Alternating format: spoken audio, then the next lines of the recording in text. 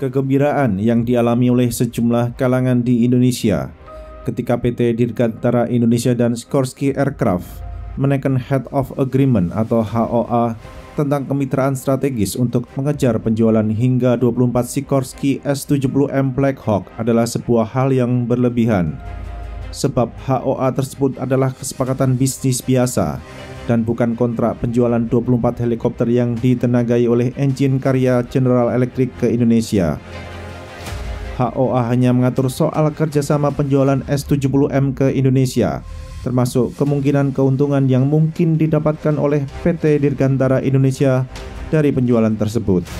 Tidak perlu berfantasi berlebihan tentang HOA kedua firma, sebab kegiatan membeli 24 helikopter Black Hawk tidak tercantum dalam daftar rencana pinjaman luar negeri jangka menengah DRP LNJM 2020-2024 yang disahkan oleh Kementerian Perencanaan Pembangunan Nasional atau Bappenas.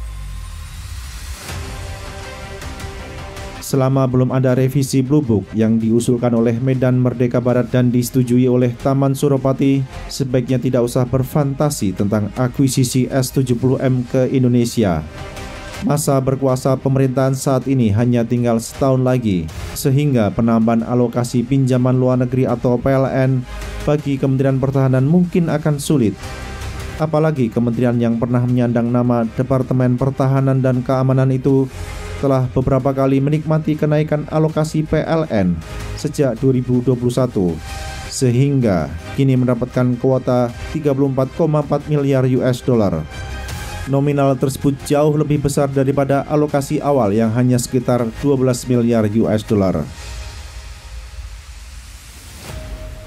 Peluang paling realistis bagi Sikorsky Aircraft guna kembali bertarung di pasar pesawat sayap putar Indonesia adalah periode 2025-2029. Pabrikan helikopter yang memproduksi CH-53 sebenarnya sudah mampu meraih ketertarikan TNI Angkatan Darat sebagai calon pengguna potensial S-70, akan tetapi Sikorsky Aircraft kurang lihai dalam urusan lobi sehingga disalib oleh Bell Textron. Berkat kelihayan lobi Bell Textron dan jaringannya, Sikorsky Aircraft kembali harus bersabar menunggu periode pengadaan berikutnya di Indonesia. Sudah menjadi pengetahuan umum bahwa urusan penjualan senjata di Indonesia ialah soal kelihayan dan kecerdikan dalam melakukan lobi kepada pihak-pihak terkait. Orang nomor satu di lapangan Banteng telah menandatangani 2 penetapan sumber pembiayaan atau PSP pada 2021.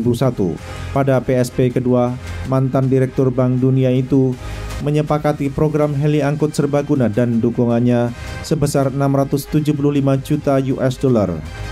Lewat kontrak yang diteken dengan salah satu firma Indonesia, Kementerian Pertahanan akan mengakuisisi 1 Bell 412 EP, 3 Bell 412 EPI, 21 Bell 412 EPX, 5 Bell 505, dan 1 AW101. Sehingga jumlah total pesawat sayap putar yang dibeli bagi TNI Angkatan Darat adalah 31 buah, di mana kontrak tersebut memberikan cuan kepada beberapa pihak apabila terwujud. Bell Textron merupakan pihak yang paling banyak akan meraih cuan dari akuisisi 31 helikopter, sebab 30 unit diantaranya dipasok oleh pabrikan Amerika Serikat ini. Subaru lewat divisi Dirgantara turut menikmati keuntungan dari pengadaan tersebut, sebab 21 Bell 412 EPX diproduksi oleh firma Jepang berdasarkan kerjasama dengan Bell Textron. Pembuat pesawat sayap putar dari Italia yakni Leonardo, yang dahulu dikenal sebagai Agusta Westland, mengambil manfaat pula program bagi Tentara Darat Indonesia dengan memasok AW101.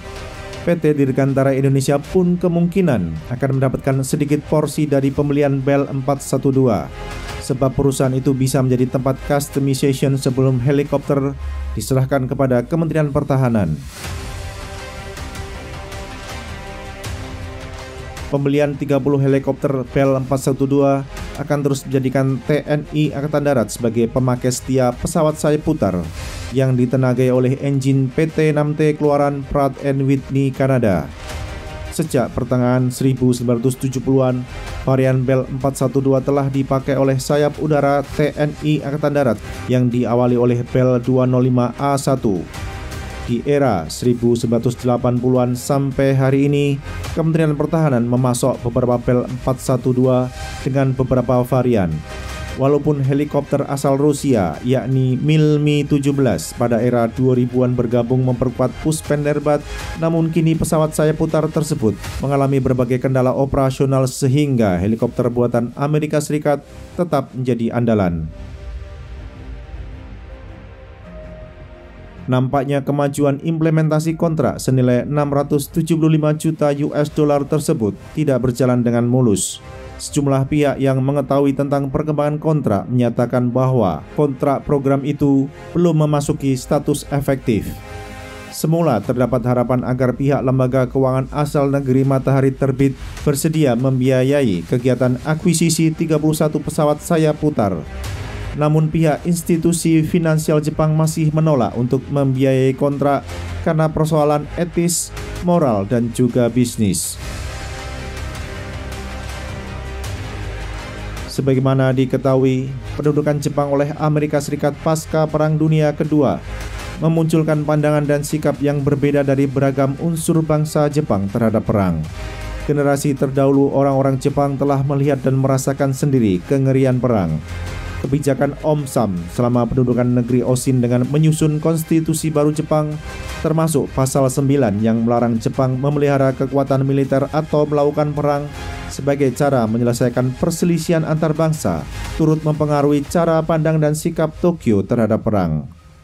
Walaupun pemerintahan Perdana Menteri Shinzo Abe pada 2014 melakukan penafsiran ulang terhadap pasal 9 karena munculnya ancaman Cina, akan tetapi belum semua pihak di negeri tersebut yang memiliki pandangan yang berubah tentang perang. Terkait dengan rencana akuisisi 31 helikopter, lembaga-lembaga finansial di Tokyo menolak membiayai kegiatan yang telah menerima PSP dari Menteri Keuangan, sehingga pihak yang mendapatkan kontrak dari Kementerian Pertahanan harus mencari calon lender baru agar program tersebut dapat berjalan paling lambat tahun depan. Sampai sekarang proses membereskan persoalan lender masih terus berjalan karena bagaimanapun penerima kontrak tidak ingin kehilangan 675 juta US dollar gara-gara tidak ada pihak yang bersedia menjadi lender. Satu-satunya jalan terjal yang dapat ditempuh oleh Sikorsky Aircraft untuk mengekspor S-70M ke Indonesia paling lambat tahun 2024 adalah apabila Kementerian Pertahanan membatalkan kontrak akuisisi 31 helikopter karya Bell Textron dan Leonardo senilai 675 juta US dollar. Pembatalan itu dapat terjadi karena dua hal, yaitu pertama, pihak penerima kontrak mendeklarasikan kepada Medan Merdeka Barat bahwa mereka tidak mampu mengeksekusi kontrak yang sudah diteken. Sejauh ini, belum ada tanda-tanda penerima kontrak pengadaan 30 helikopter produk Bell Textron dan 1 pesawat sayap putar keluaran Leonardo akan mengibarkan bendera putih. Bagaimanapun sangat jarang perusahaan yang menerima kontrak dari Kementerian Pertahanan menyerah dalam implementasi kontrak kecuali dari kasus Sukhoi Su-35 dari Rusia. Kedua, Kementerian Pertahanan membatalkan kontrak karena belum ada kemajuan berarti sejak kontrak ditandatangani. Akan tetapi skenario kedua nampaknya sulit terwujud apabila mempertimbangkan hal-hal objektif dan subjektif terkait program senilai 675 juta US dollar tersebut. Pembatalan kontrak pun mungkin akan memiliki konsekuensi panjang apabila pihak firma penerima kontrak melakukan perlawanan hukum.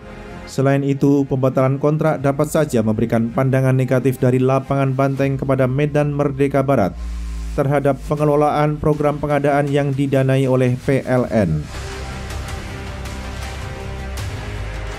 Seandainya pun kontrak akuisisi 31 pesawat sayap putar dibatalkan, tidak mudah untuk langsung beralih ke pengadaan helikopter S-70M.